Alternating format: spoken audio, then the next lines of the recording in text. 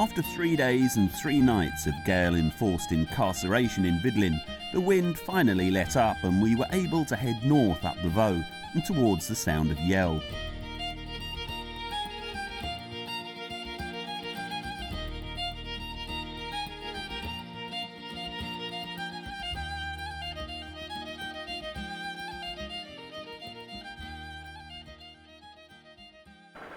I've noticed quite a few semi-redundant fish farms with no netting on. Apparently what happened is they got lice, so they've got to take all the nets off, clean them up. They will be back in production in 3 years. Now all this came from John Arthur, who seems to know quite a lot for a man of 14. And he says that the blokes on the fish farms, they're all on a kind of cooperative. So I said, does that mean they'll lose their jobs? And he said, no, they keep their jobs, they work here. And they're on a profit share with all the other fish farm workers. He said they earn £7.50 an hour. It's not bad money. It's not massive, but it's not bad. Be prepared to be slightly disgusted. Humans, cattle and dogs are often infected by lice, but they're tiny things, almost microscopic, barely bigger than a human hair, as anyone who has kids will let you know.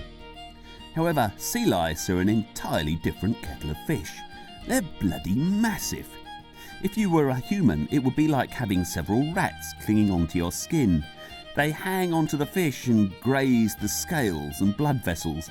The gills and around the eyes are one of their favourite spots. Like most parasites, the aim is not to kill the host, just to hang on in and keep eating. Female lice usually sport a pair of elegantly long strings of eggs from their nether regions, and each individual can produce up to 10,000 offspring in her 6-month-long life. So after a few seasons, the locations of fish farms become untenable, and the badly infected facilities need to be partially dismantled for a 3-year rest, before another batch of salmon can be brought in. Strong pesticides could be used to get rid of them, but they have a disastrous impact on the local environment. The infections seem much reduced where there's a decent flow of water through the area, but some of the fish farms are located where there really is very little water change, so rest periods have to be frequent. If the sea lice that live on salmon aren't bad enough, there's another type of fish louse that not only eats the tongue of its victim, but then hangs on in there and lives as a sort of replacement tongue, snacking on the food the newly lisping fish eats. If that's not disgusting, I don't know what is. Incidentally, this is a giant sea louse. It's 10 inches long and weighs in at around 1 kilogram. It lives on the floor of deep sea oceans and subsists largely on the fish crap that rains down on it. Even where the fish are healthy, I have my reservations about these fish farms. First of all, you can smell them from half a mile away. There is apparently always a big pile of fish poo and uneaten food on the seabed beneath them. And as you drift past, you see the salmon jumping and breaking surface as they try to behave like the wild creatures they really are. It would seem to be a sad, miserable existence, assuming you can anthropomorphise a fish in such a way. Maybe you can't. But the image of the fish and the lice is in my head whenever I eat farmed salmon. But I'm a flippy, floppy, namby-pamby, semi-urbanised, know-nothing, sentimental, lily-livered liberal, so you can expect no better from me. After a slow start, the breeze was starting to lift a little and was, by mid-morning, coming straight out of the south. The sky was still generally overcast, but with the occasional flash of sunlight. It was one of those days that could turn either way. The steady, well-sodden southerly was being scraped into clouds by the abrupt sea cliffs and mountains of mainland Shetland, while the rest of the UK, even northern Scotland and Orkney for goodness sake, was apparently having a heat wave. Bastards. On the other hand, this is midsummer, and if the sun can just make a few holes in the firmament of cloud, then things could turn for the better. We've definitely developed a love-hate relationship with Shetland. When the sailing is good, it is fantastic. You can't beat this. I mean, there's beautiful hills, the light has come right, there are sheep there, there's even a black sheep just to add interest to life. Incidentally, do you know why black sheep eat less than white sheep? Fewer of them. Spent 2 days hiding below, 2 days and 3 nights in a place which really was fine, but didn't have much to recommend it. 4 roads in, and we thoroughly explored all of them. Jill certainly did. The plan really is to more or less follow this coast here, up these inlets, just poke my nose in here.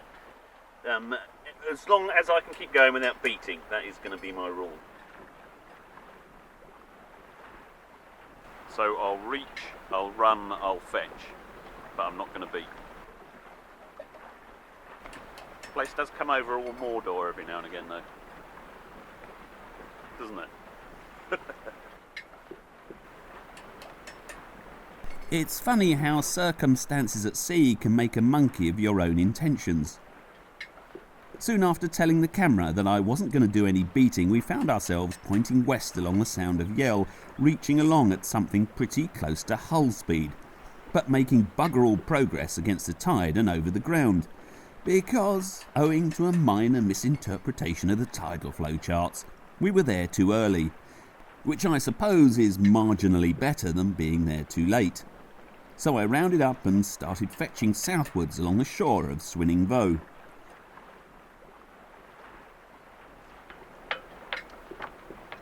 And when sailing, one thing leads to another, and what started out as an easy fetch soon included just the odd tack to allow me to stay close to the shore. The wind was gently shifting all over the shop.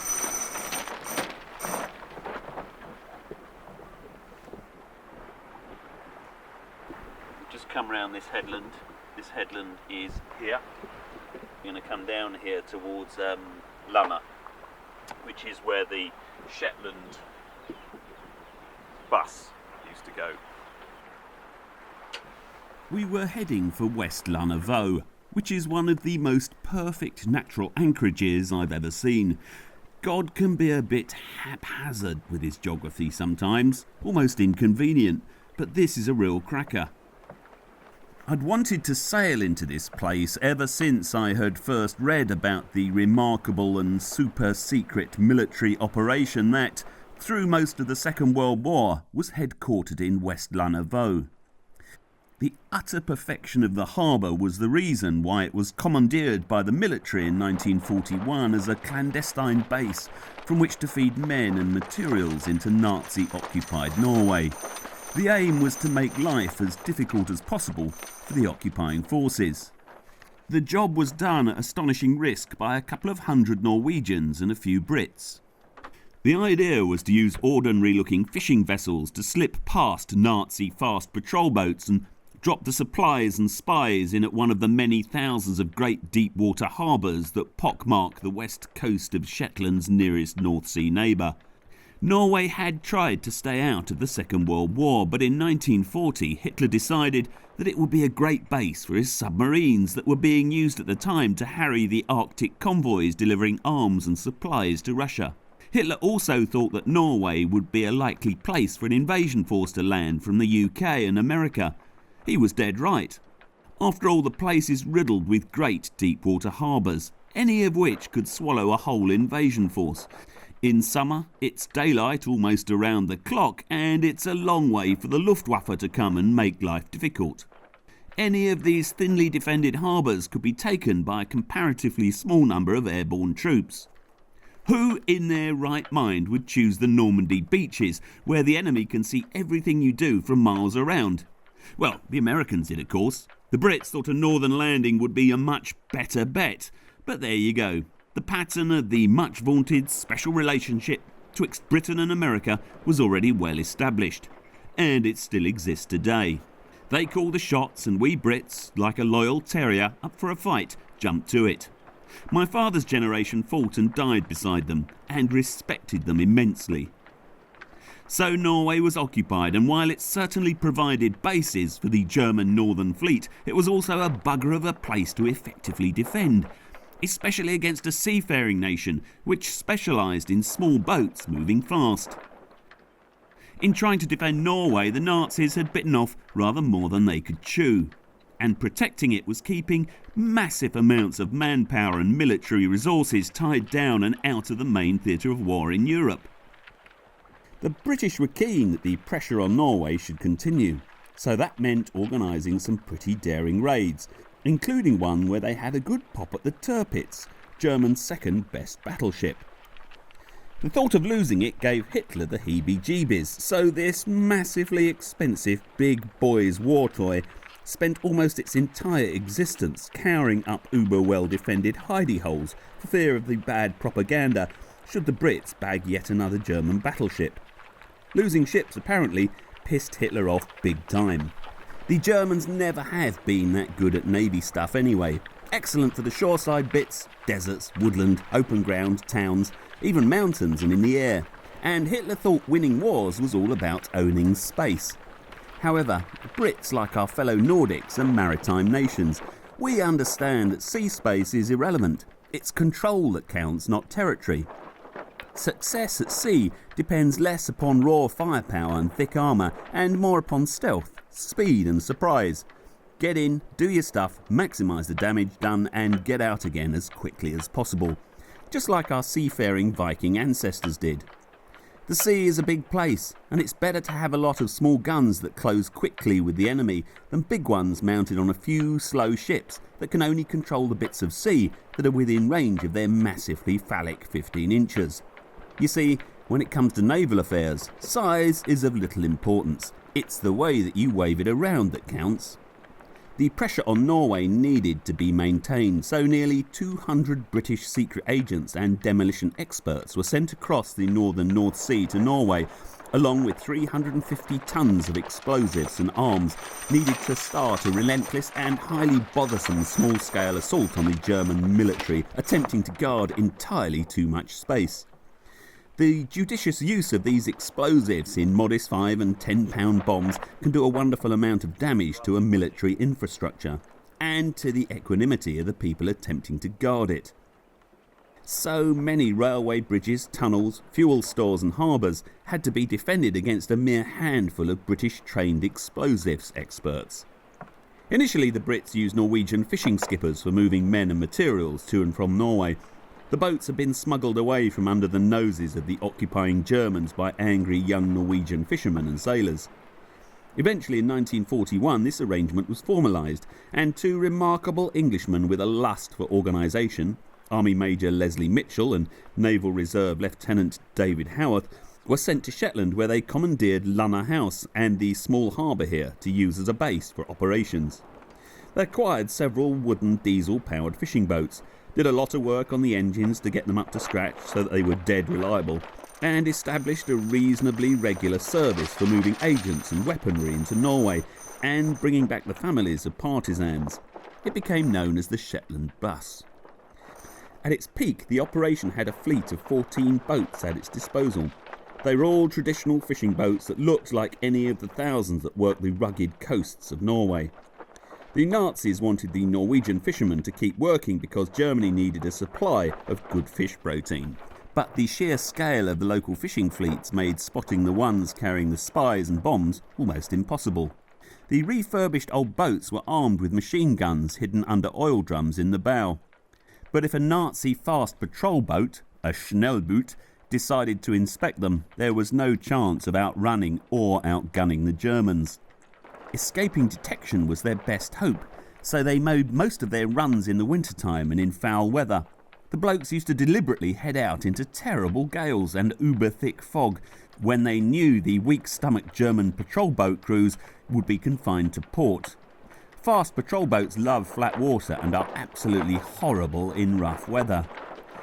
They must have been amazing navigators, those Norwegians. 90% dead reckoning and 10% luck was what they used to say about old-style navigation. These men were amazing.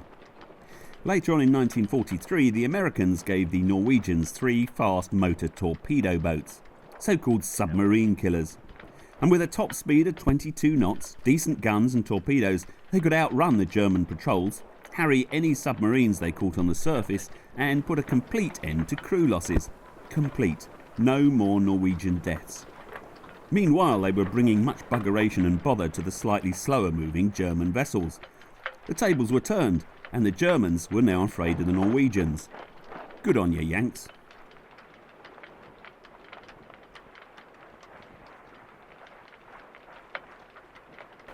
So this is their home port, and you can imagine the relief they would have felt when they came round the corner here. It is an absolutely superb little natural harbour. And I guess to the German spotter planes, you know, the odd fishing boat stored here would not be at all surprising. And that's one of the reasons I love sailing in this country. Here in the UK you get to sail through layer after layer of history. Down this shore and around the final spit, an exquisite haven after the unbelievable pressures of the preceding days and nights at sea in occupied waters.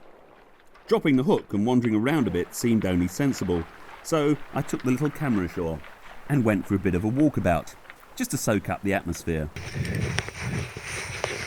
This is Lunner House, where the toffs based themselves to organise the fishermen to do their running for them.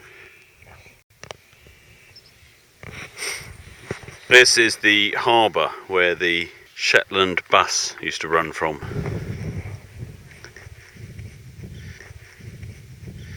In memory of the Norwegian seamen lost at sea during the Second World War, 1939 to 45. And to go into the church where these blokes prayed before going out on missions where they knew their chances of survival were not that good.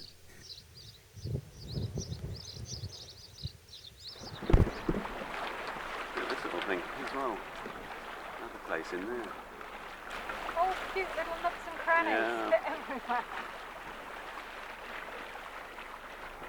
Just along the coast here, across the bay, and come into this Lunner Voe. And now we're going to come out through this island here, have a poker nose in this little place here between Fore and Ness, and then we're going to come around and then pick up the tidal race around here and then find somewhere to stay.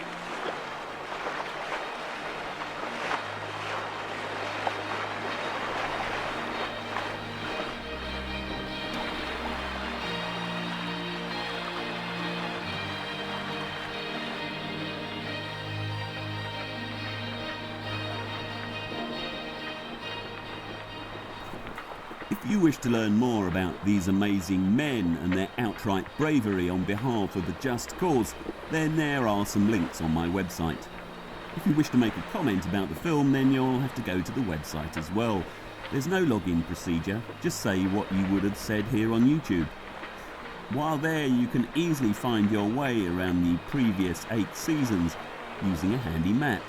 Oh yes, and you might just catch a glimpse of the now legendary, entirely discretionary, speciously hypothecated KTL drop-down PayPal button.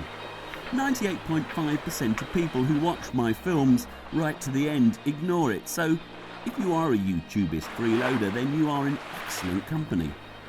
If you watch this film via the link on my website, also streamed by YouTube because they rule the planet, it will not have this bollocks crudely inserted into it. I think it breaks the whole rhythm of the journey, but the budget has hit the buffers. So here it is. One way or another, just a few of you up till now mean-spirited, non-PayPal tapping yet fundamentally fair-minded YouTubists are going to have to start becoming patrons of the arts. Otherwise, sailing films will be no more than wall-to-wall, almost context-free, gratuitous shots of girls in bikinis sailing boats you will never be able to afford. For all the context or sense of place the films offer, they might as well be sailing a soap bubble around a washing-up bowl. A nice enough way to spend a few moments. But you will never learn anything about anywhere they have ever been. If you want KTL to continue, if you want to see films about what it's really like to sail a shit small boat around places like these and be told about them by an agreeable, witty, well-informed old bloke, then at some stage 1 or 2 per 100 of you dyed-in-the-wool YouTubist freebooters will have to step up to the plate.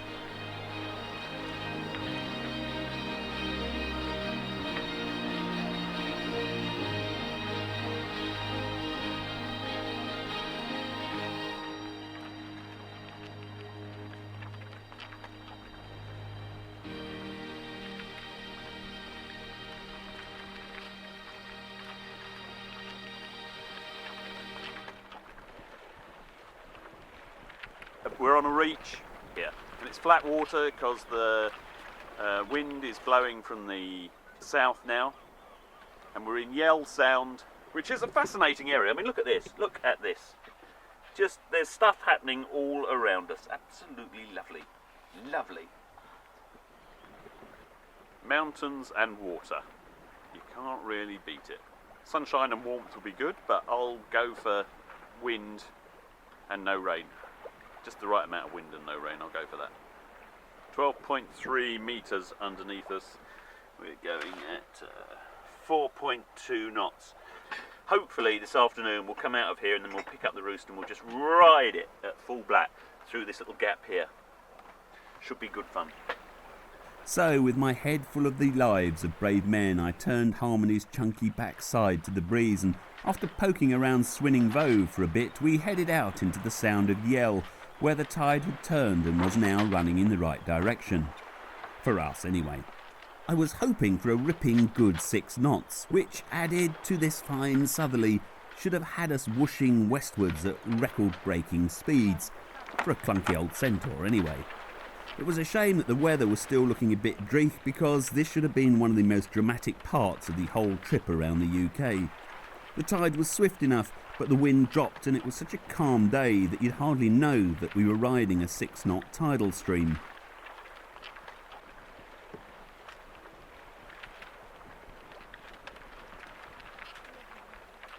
Hmm? 7.3 knots. Just suddenly realised that we were doing 7 knots. So this is the main squeeze of the channel. Apart, of course, from the speed on the GPS, the only clue is the occasional weird upwelling of water from 50 metres below us.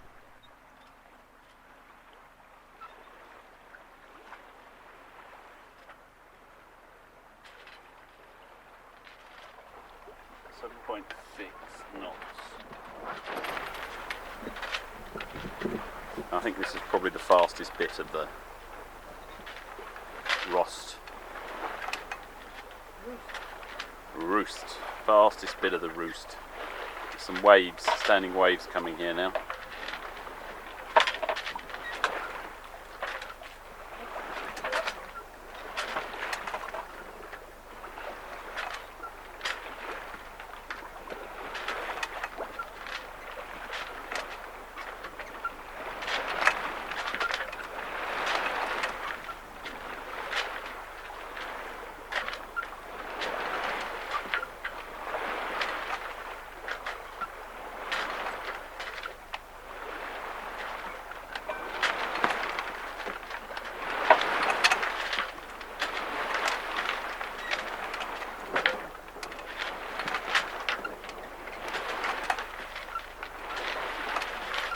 The Sound of Yell is, I'm told, an extremely rough place when the weather is against you. The fast-flowing stream creates unexpectedly steep waves, and the hundreds of rocks and tiny islands make navigational mistakes or gear failures a frightening prospect. What's the speed then? 6.1 knots. Yeah, not massive. We were doing 7 and a bit just now.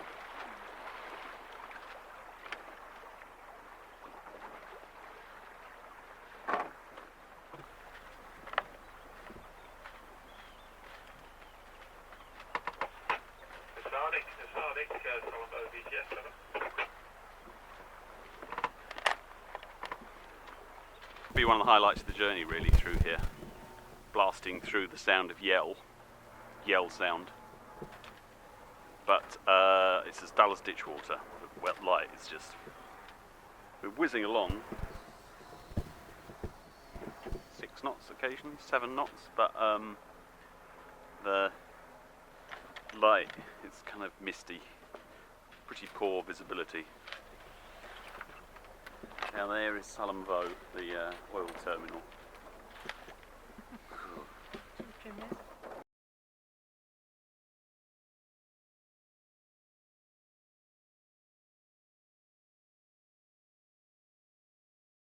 Just a little bit of sunshine on an island called Lamba, I think, or Little Row. or Gliss Island, not sure which.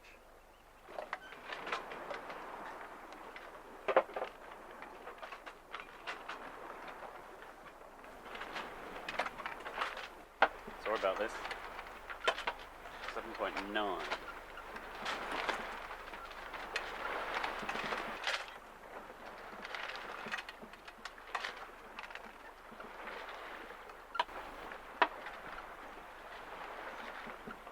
Whirlpool there.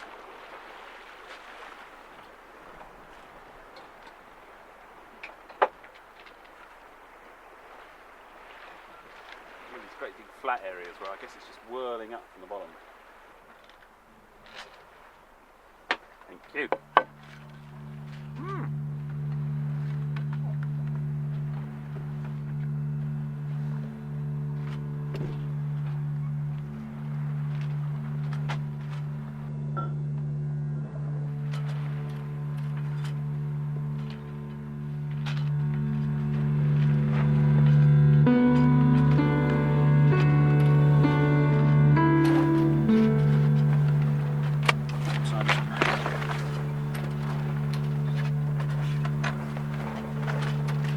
Here you can just see this headland that's going to near the point of Fetherland.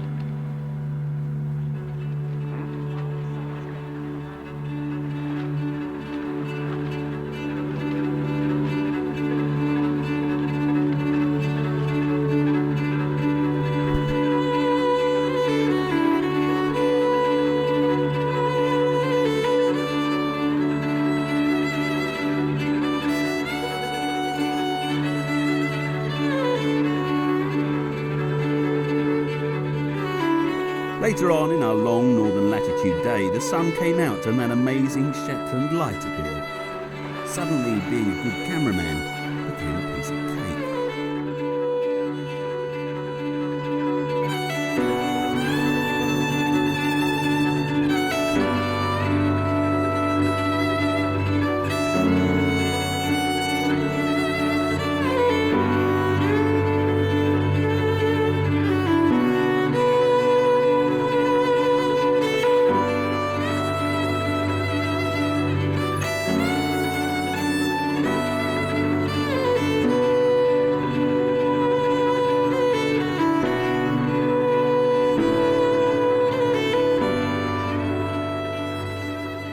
We headed around the corner past the ever more dramatic geography.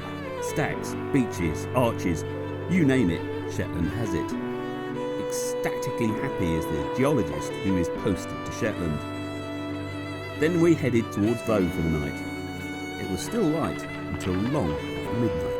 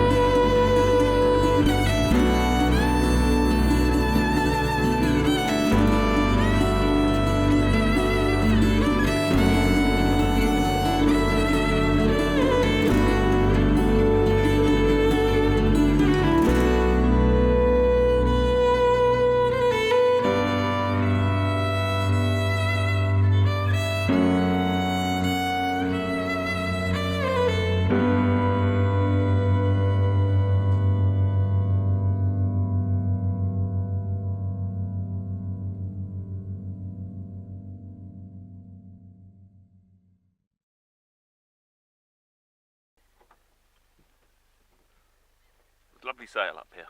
A few too many mussel and fish farms though.